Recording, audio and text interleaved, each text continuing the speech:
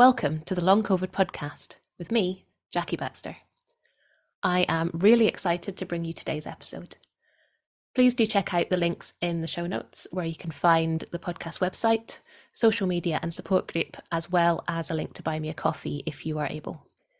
You should not rely on any medical information contained in this podcast and related materials in making medical, health-related or other decisions. Please do consult a doctor or other health professional.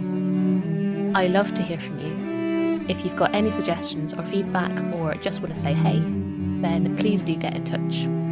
I really hope you enjoy this episode, so here we go.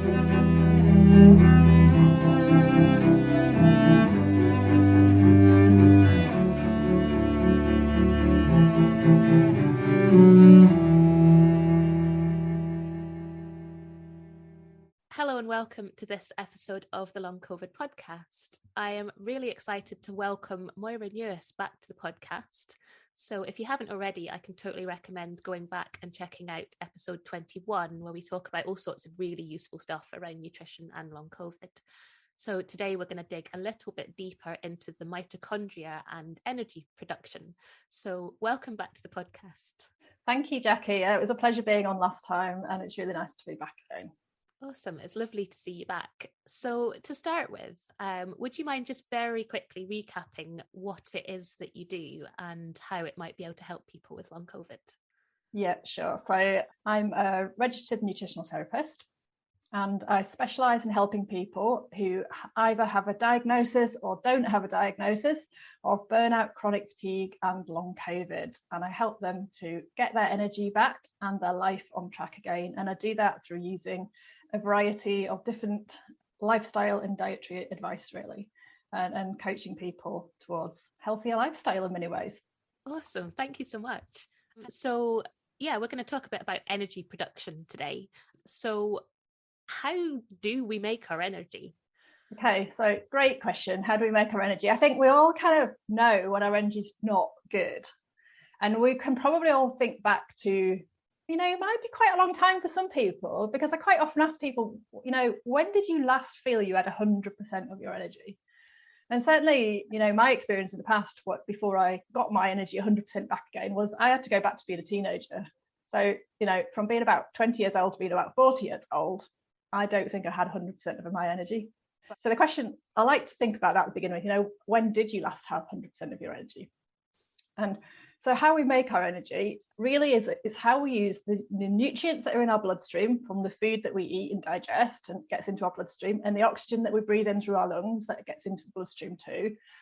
And we use both the nutrients and the oxygen to make something called adenosine triphosphate. It's a molecule, often abbreviated to ATP, and that is actually our energy supply for the body. And we use these nutrients to make ATP through kind of various chemical reactions that happen in the individual cells of the body. So every single cell in your body, pretty much, there are a couple of exceptions, but pretty much all of them, and we've got trillions of them, are making energy all the time. In fact, the interesting thing about ATP is that you will make your body weight in ATP in a day. It's a vast amount of energy being produced in the body. So it's happening, thousands of times a second. This kind of chemical process is going on and repeating itself. And we're using, so when I talk about the nutrients that we're eating, so I'm talking about carbohydrates that break down into, sugars and starches, and also fats that we eat. And also we can use protein. The body prefers not to use protein, and we don't really want to be certainly breaking down our muscle, which is a protein source, to make energy, unless it's really, we're in dire circumstances like we're starving or something like that. So that's the kind of very basics of the process. Amazing. I don't know about anyone else, but this is certainly taking me back to my A-level biology, which was quite a long time ago. But it's really interesting to kind of, what we all hear about, you got to eat healthy because, that's good for your body, but to kind of understand a bit more about why that is important. So you're talking about the energy being produced in every single one of our cells. Can we maybe talk a little bit more about how that happens? Yeah, so you might have heard of something called our mitochondria. These are tiny, tiny little organelles that are inside our cells. And each cell, depending on its function in the body and how much energy it needs to produce, will have a range up to thousands of mitochondria in every single cell. So cells in your body that use a lot of energy, so we're talking here about things like your brain, your heart, your muscles, they have thousands and thousands of mitochondria. And these little mitochondria are what take the nutrients and the oxygen, and they, through a very complicated series of chemical reactions, eventually produce this fuel called ATP. And they do that through a couple of different processes. There's one, if you like your A-level biology and chemistry, then you've got something called the Krebs cycle, and we also have something called oxidative phosphorylation, and it involves something known as the electron transport chain. So basically you have a process where different chemicals get produced, and at each stage of this cycle and process they get converted to another type of chemical, and that's via various enzymes and also cofactors. And the cofactors can often be vitamins and minerals, and again that's why our diet's so important, to help this energy production process kind of keep flowing. And then eventually we get into this part called the electron transport chain, and that's where the electrons are kind of detached from different molecules, and eventually, amazingly, they actually create what's called a proton gradient. It's actually almost like a buildup of pressure, like you get in a dam, you know, where a dam's holding back all the water. You get this buildup of all these protons that are putting pressure on the system, and eventually actually what happens is we release the tap. It's almost like a physical tap, the way that the cell unlocks itself, well, not the cell, but the part of the electron transport chain, and then the ATP is made as those protons flow back through the kind of funnel that's created. So it's amazing. I mean, when you think about that, and that is happening, each mitochondria have this little process that I'm talking about, this complicated process going on hundreds of thousands of times inside each mitochondria, and in each cell you've got thousands of mitochondria. So it is truly remarkable when you think about it, and you know, on that kind of scale. Really amazing. Yeah, that's amazing. And yeah, this is happening like hundreds and hundreds and hundreds of times over in every little part of our body. Yeah, it is. It's amazing to think about, isn't it? I had never really thought about what was going on in my body before long COVID. You know, you just take it all for granted, don't you? You know, you just think, oh, when you need a bit of energy, I'll go and get something to eat, and you'll eat it, and amazingly enough, you know, you might feel more energized again, or you have a sleep and you might feel more energized, but you don't, you know, it's hard to get your head around the complexity of actually happening. And you know, for most of the time we don't really need to be honest, but I think when you're not well for some reason, beginning to understand sort of these things just a little bit can kind of help you make the changes that you might need to make to feel good again. And in this case, get your energy back. So yeah, totally. Yeah, you're absolutely right. So what can go wrong? You know, what could cause these little mitochondria and all their little amazing little processes to stop working so well, I guess? So when we get a fatigue, and I'm obviously, people on this podcast know I'm not just talking about feeling tired, which you might get, you know, at the end of a busy day, or you've been out for a long run or something, you're tired. I'm talking about fatigue where, you know, you can't do the same thing tomorrow because you're just absolutely shattered. And it's an ongoing thing. Then, you know, that's a sign that there's something gone wrong with that energy making process. And the mitochondria are amazing in that they are kind of key sensors for things in the body, and what they're kind of sensing all the time is they're sensing at the cell level this kind of total amount of stress, and I'm talking about cellular stress here. And what they're kind of sensing is there anything wrong in my environment? So they're looking at, you know, are there any toxins around? Is there any mental stress? Are we hydrated enough? You know, are they sensing problems due to medications? Are they sensing blood sugar levels aren't good? Are they sensing that we sit all day and we don't do any exercise, or we do too much exercise? So what they're doing is that all this environmental information is kind of processed down to chemical messages, and the mitochondria read those chemical messages. So when we talk about cellular stress, it's any type of stress. I don't mean mental or emotional stress only. That is one form of stress, which your body will have a chemical response to. But all these other physical, you know, even temperature changes and environmental changes. Do you live somewhere with a lot of air pollution? Another example of environmental stress. at the cellular level, those mitochondria are sensing all that. And if they sense that things are not good, they will begin to turn down your energy supply, because they move from what's kind of commonly called the powerhouse, which is your energy making function. They've got a second role, which is in cellular defense, and that's sometimes called the battleship mode. So when we experience fatigue, it's because some of our mitochondria are beginning to move into battleship mode and go on defense. And they will do that because they see that as more important for our survival. So it kind of brings us into a more dormant type of human condition. A little bit like, if you've got chronic fatigue, you might well kind of feel that you've gone a bit dormant, or that you're almost hibernating, you can't seem to get out of it again. It's that, something's kind of holding you back, and it's hard to work out what it is. Well, at a cell level, it is complicated, but basically, these mitochondria, they're really sensitive to changes in your environment. Yeah, so it's like they've sensed that there's something wrong, and they've shut down everything that they don't need. Is this like a cellular level of the fight and flight kind of idea that we talk about? So one of the interesting things is that the mitochondria actually produce your stress hormones in the adrenal glands, for example. So they have lots of amazingly important roles in the body. They produce many of our different steroid hormones, which are related to our stress response. So yeah, they're going to be constantly sensing, the stress response. And I think the key thing about the kind of stress response is that, it doesn't really matter, again, whether it's a mental or an emotional stress, that the stress response in the body in terms of the chemicals that get produced is the same. It doesn't vary. And I think it's one of the kind of misconceptions in a way is that an example being, if you have raised blood sugar has an effect on your stress levels. And that can be caused by what you're eating.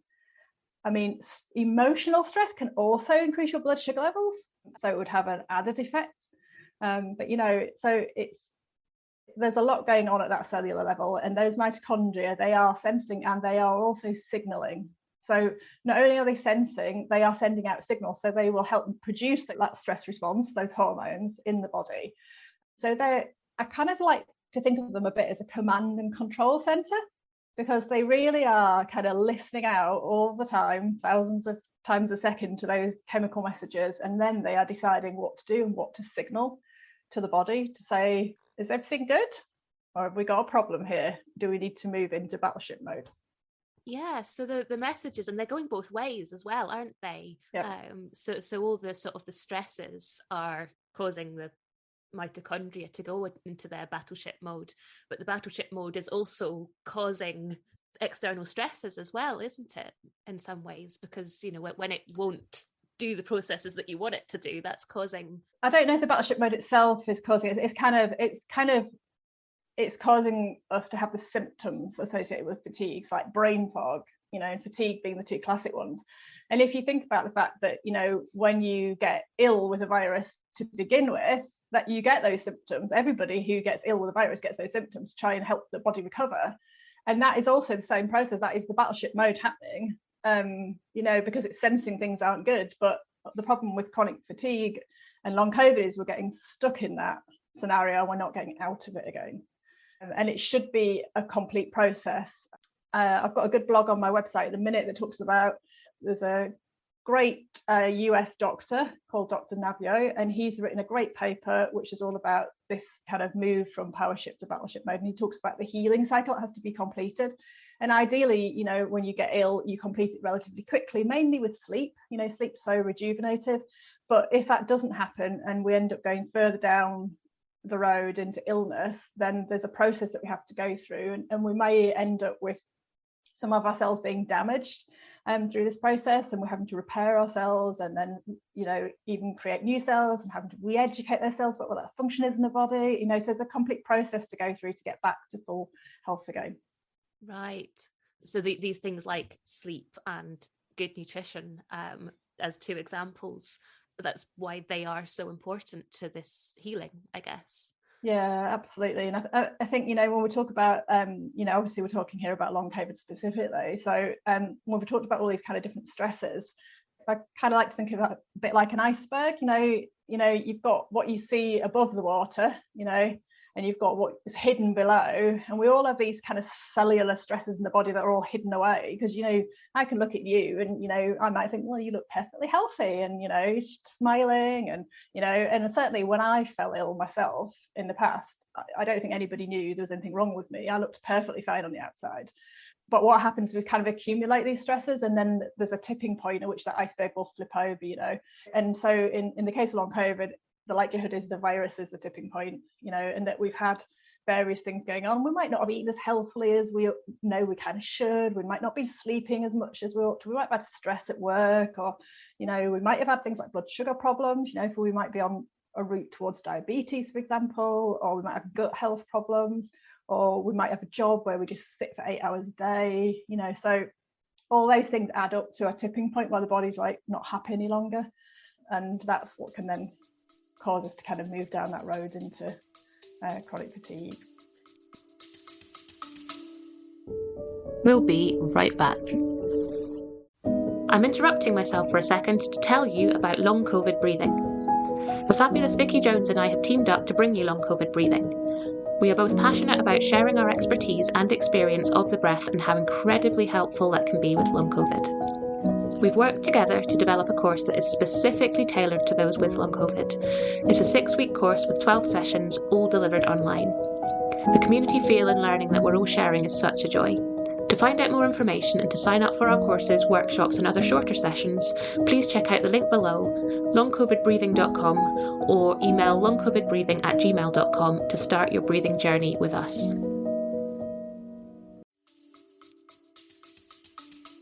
Yeah, totally. And I think, a lot of people are sort of starting to realise this, and hopefully will recover and make changes and recover, whichever way around that happens. So we've talked quite a lot about what's sort of going on beneath the surface. What steps could people listening to this take to help their mitochondria to function better?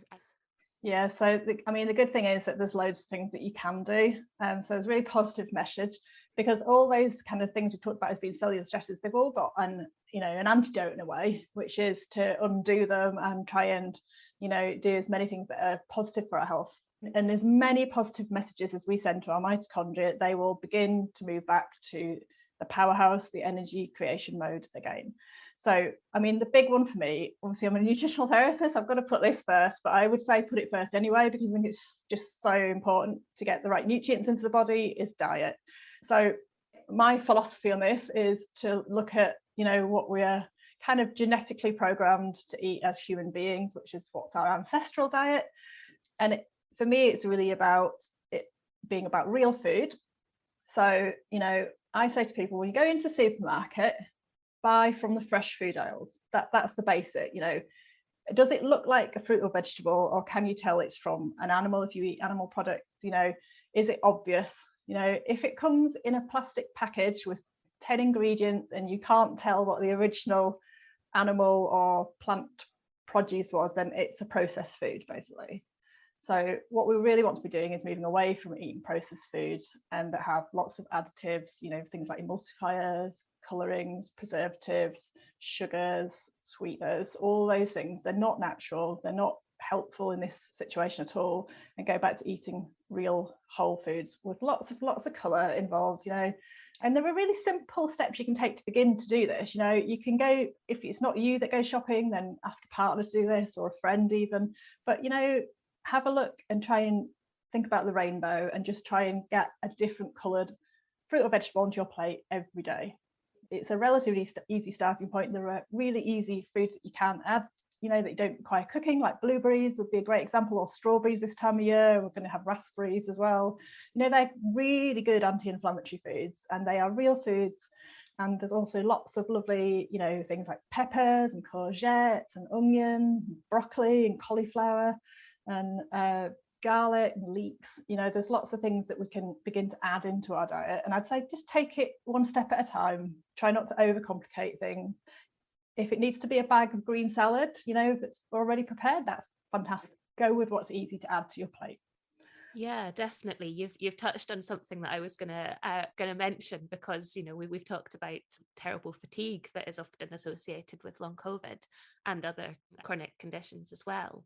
And cooking and preparing meals with real food can Yeah. seem so, it seems like a sort of unsurmountable thing to do almost. Yeah, do you have tips for sort of easy but healthy meals? Absolutely. And I think we touched on this a little bit offline this morning, didn't we, Jackie? I've got a download that's been a bit of a hit recently for people. We'll put the link in the show notes. But basically, I've got a download to help people with severe fatigue who don't want to or are not able to cook, or maybe still need a bit of hand with your shopping, but it's something that you can really easily prepare. And it's basically got easy meal ideas for a week in it, and breakfast, lunch, dinner, and snacks. And it's got a shopping list, and it's got a couple of recipes in there that are easy as well, that don't involve cooking. They're just, one's a chia pot recipe that you just mix up, and the other one is a smoothie recipe as well. And it's really about using things that are easy. So easy go-to salads, easy things like berries, but also things like eggs. You can actually buy boiled eggs in the supermarket. Obviously if you want to go budget, then you do some of these things yourself or ask your partner to help. But you can buy lots of prepared stuff now. Nuts is another great thing, and things like tins of oily fish that you can just open and eat, with salad and things. So that it's totally packed with great ideas for nutrition. That is absolutely what you should be eating if you want to try and get your energy back again. So I'm totally happy for you to share that.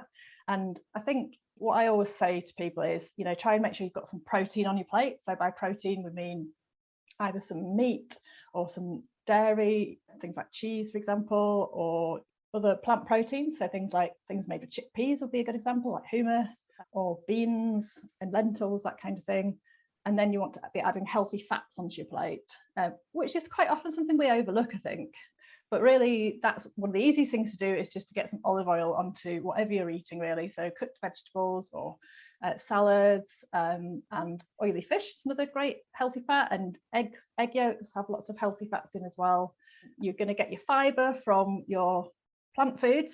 So if you're eating plenty of plant foods, you will get that anyway. And yeah, that's where I would say to start.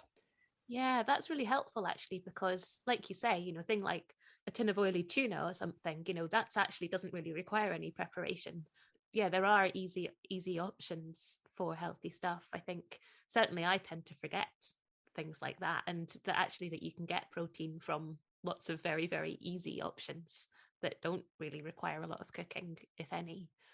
So yeah, that's really, really helpful. I think the other thing is, if you begin to add these things in, what you'll find is some of the slightly more unhelpful foods will drop off. And so ideally what we don't want to be eating is the inflammatory stuff, because that will be sending the wrong messages to your mitochondria, which we started this whole conversation on. So things that are ultra processed or processed foods, because of all these additives, particularly because they've often got high amounts of sugar and what we call refined carbohydrates, so very processed carbohydrates, which is really just like sugar into the bloodstream, really. And they also tend to have quite a lot of seed oil, like vegetable oil, like sunflower oil, that kind of thing, and then that's quite inflammatory too. So what happens is, if we kind of swap things over, we end up dropping out those foods, and also you will feel full for longer because you're eating a diet that is going to have protein and fibre, and you won't feel the need so much to go and snack on biscuits or sugary snacks or sweets and that kind of thing. So it begins to, you can begin to quite more easily anyway swap over to an anti-inflammatory approach to the diet.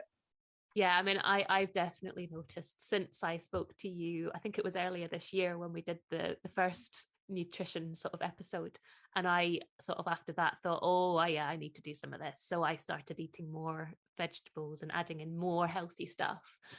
And you're absolutely right. If you pack it out with more of the healthy stuff, you do find yourself less wanting to eat the stuff that you shouldn't be eating. I mean, I'm not perfect. I still eat chocolate and all sorts of things I shouldn't, but I definitely eat a lot less of them than I did before. So I don't know. I certainly think that, you think about food and you think, oh my goodness, I have to change everything all at once. And that just seems such a big thing, doesn't it? Whereas swapping a few things out at a time is a little bit more manageable. Absolutely. A good way of doing it is just to think at the start of the week, What do I want to change this week? Just keep it simple, even if it's one or two things, and you do those changes and you embed them and you do them every day. Then another two next week. You start to, over a few weeks, you start to make significant change, and that's often much better than saying tomorrow I'm going to completely empty my cupboards, do a massive new shop, and because it's overwhelming, and people waste food that way, and it's not as easy to kind of adapt and change. It's too much to do all at once. So just make a start, stick with it.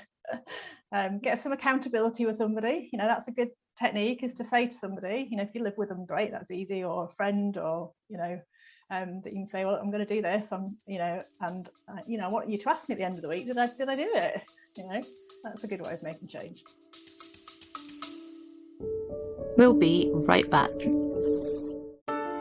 Hey there, I'm just jumping in for a second to see if you're enjoying this episode. If you're finding it useful, maybe you would consider sharing it somewhere, a friend, a group, or even on your Twitter feed. If everyone was able to share just once, we'd be able to get this information out to even more people who really, really need it. So please consider sharing somewhere if you possibly can. I hope you enjoy the episode, and thank you so much.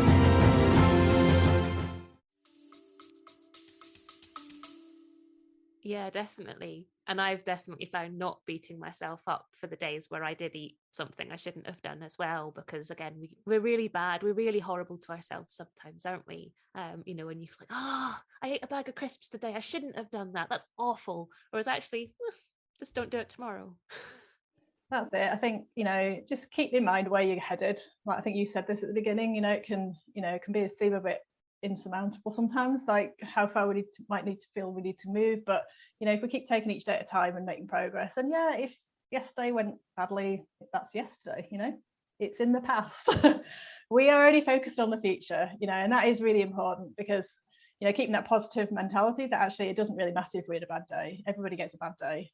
I have bad days. But the other thing is, I think that when you start to eat real food much more constantly, your palate does change a little bit, and you actually find it much more enjoyable perhaps than you would have done when you were eating very highly sugary foods, for example, because it can take a little while for your body to kind of adjust to that. I think both mentally, the kind of response you get in your brain to things like sugar is quite interesting, because there's a big reward mechanism that goes on there.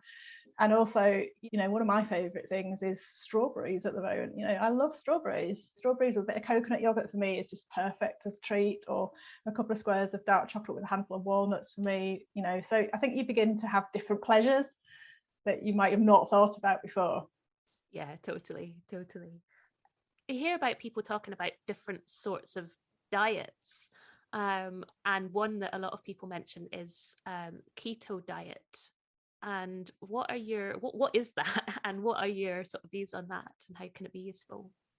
So if we go back to what we talked about at the beginning, where I said there were different types of sources of nutrients that we use for fuel, for making this ATP, this energy source in the body. So I talked about carbohydrates, fats, and proteins. So if you go on a keto diet, you're moving towards a very low carbohydrate diet. So very, very few, usually under 50 grams, sometimes under 20 grams of carbohydrate per day in the diet, and a move towards more fats. Protein can stay relatively constant. As long as we're getting sufficient protein, then our protein needs will be met. So when that happens, the body kind of pushes itself into something called ketosis. And that is when it's using fats as the main source of fuel, and it kind of overloads the usual energy mechanisms because of that, and it actually starts to produce something called ketone bodies. And that's where the word keto comes from. So the keto diet is because you are using fat to make ketone bodies, and there are a few different types of ketone bodies. The two that are talked about the most are acetoacetate and beta hydroxybutyrate, and they are circulated around the body, and they can be used for most of your cells for as a fuel to make ATP again. And it's actually a very efficient way of making ATP, and it's also very anti-inflammatory, and it's now being used quite therapeutically to help conditions like epilepsy is the historic one it's been used for, particularly in children, and to manage it without medication. But more recently, there's been a lot of work done on things like diabetes, and it's now being looked at seriously for things like Alzheimer's and dementia. And basically, if you burn carbohydrates as your main fuel, which is what most people in the population are doing, so when we burn carbohydrates in the body, we are creating more inflammatory molecules alongside that process in the mitochondria. We produce more what are called free radicals, which are high energy molecules, which can create damage. And the easiest way to think about another example of this would be the sun.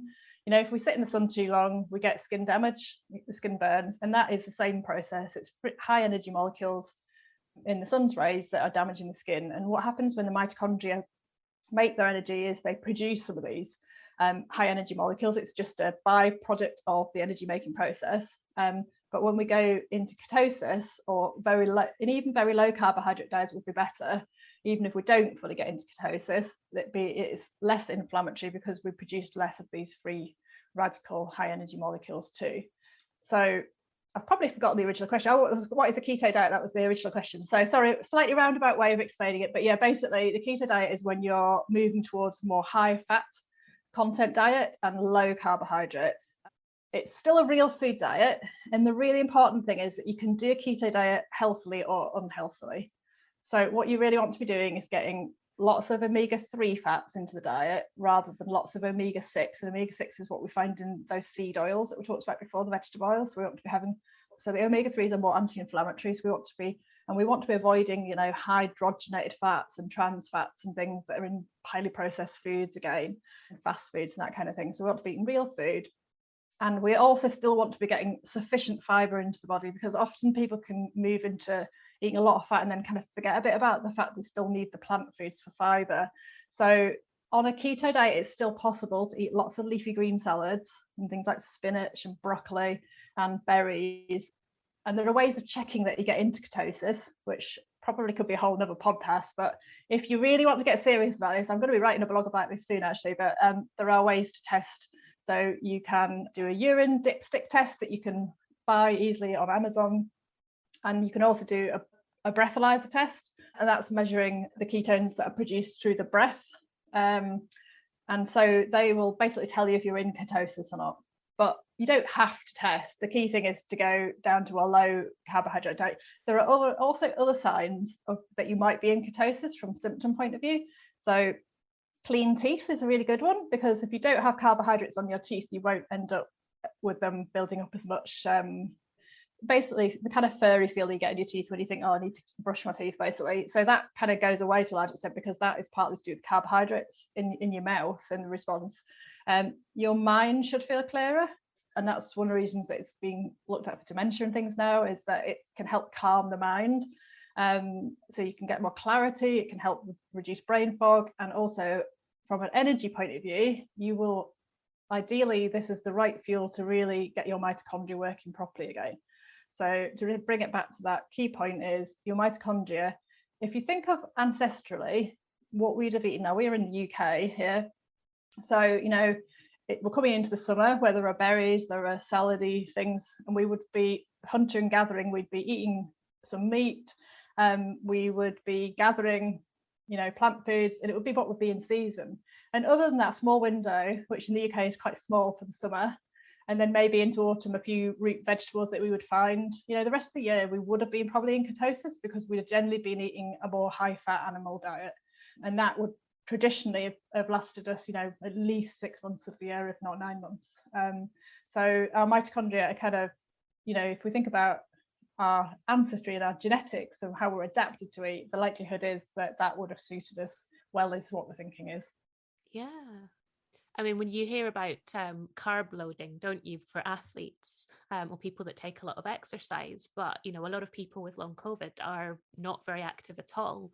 So is that why the opposite almost might be helpful? Well, it's really interesting, because if you are a sprinter and you need to go fast, but for a short distance, you will definitely, and you want to beat people, you are definitely going to have carbohydrates, because it is a faster response in the body. But endurance athletes who are cycling long distances or running long distances, there are now fat adapted athletes who are doing this in ketosis, and they are doing really well. There was a really interesting experiment done. I went to a conference a couple of weeks ago, the Public Health Collaborative Conference, which are all about promoting real food for health. And there were, I think it was 4 or 5 men cycled from Glasgow to Bristol for the conference over 5 days, completely fasted. They didn't eat anything for 5 days. They did 500 kilometers, and they were basically in ketosis. They were burning their own fat as fuel during that process. So, it can help lose weight as well because you are, once you get into ketosis, you're able to either use fat from the diet or from your own fat reserves. And quite often now, there are some very famous tennis players or other sport professionals who will do a lot of their training very low carbohydrates because it'll help them improve their performance. And then on the day, they may do a little bit of carb loading just beforehand, or they might eat a banana halfway through a tennis match or something like that. And that gives them enough of a glucose increase on the day to have a better performance. But they're actually quite fat adapted athletes generally. So it's fascinating science, and it's relatively new science still coming out about this. Yeah, that's fascinating, isn't it? That almost sounds like the food version of training at high altitude. Yeah, it's a way of getting the body to adapt, really, to be more efficient, the way it does things. So yeah, that's amazing. So yeah, there's some really, really helpful food related tips and things there, which is amazing. So other than diet, what else could we be thinking about, sort of in more general terms, I suppose, in order to help our energy production? So I think diet is obviously the big one, but there are loads of other things, as I said before, because when we think about going back to that sort of model we were thinking about, where the mitochondria are sensing things in their environment at the cell level, and they're sensing things like, we'll run through a few and we can see, what we can do about them. So first one will be toxins at the level. So we're talking about chemicals here that are unhelpful for health.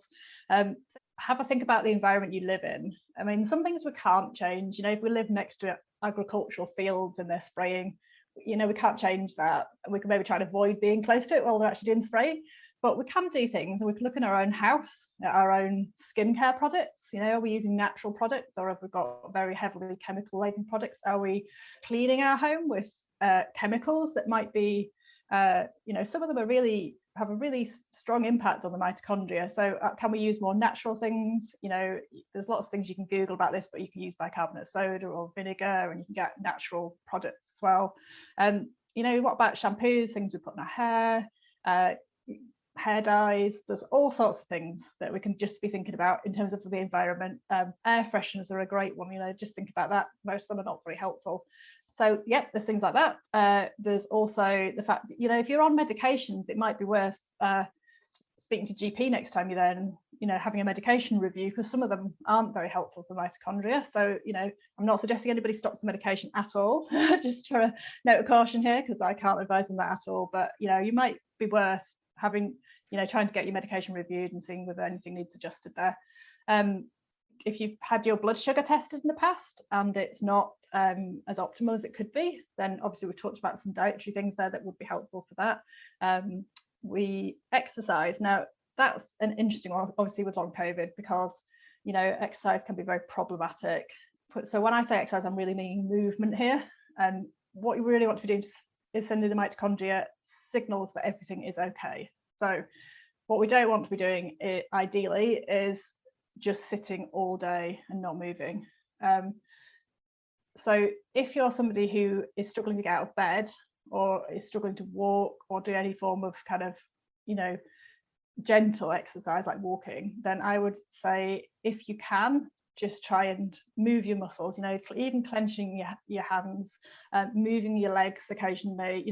You just want to be trying to send the mitochondria signals that, it's daytime, it's an active time of day, so just try and do the most you can in a comfortable way that you can repeat again tomorrow, because obviously that goes into what you've talked about in other podcasts, Jackie, about pacing and things like that. We don't want to do too much, because that also is negative for the mitochondria. So it's a very careful balance, but definitely trying to move your body as gently as you need to. That will be really good. I mean, drinking, making sure you're hydrated is another good one. You've done other podcasts on things like breathing, the importance of breath work to calm our body down and reduce the stress response, and things like yoga and meditation and mindfulness. And one of my most favorite of all is just being in nature. And again, that could be difficult for you, if you live in a flat or you're not able to get out and about. But if you are able to, try and get out somewhere where there's natural forest if you can at all, and just even sit there, because there is some amazing studies about how forest bathing can be really helpful for reducing our stress response generally.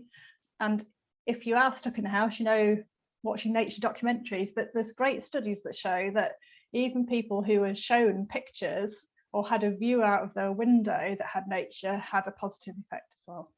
So lots of things to have a think about. Yeah, that's amazing. I mean, I think, I've definitely noticed, being outside or even just having the window open sometimes, a bit of fresh air can really, really help. Amazing. Well, thank you so much for joining me today. It's been awesome to dive a bit deeper into the sort of inner workings of our cells, and definitely got my brain working a little bit. So, so that's been awesome. So thank you so much for explaining all of this to us, and all the things you've mentioned I will stick in the show notes for anybody to follow up on. So thank you. No, thank you very much.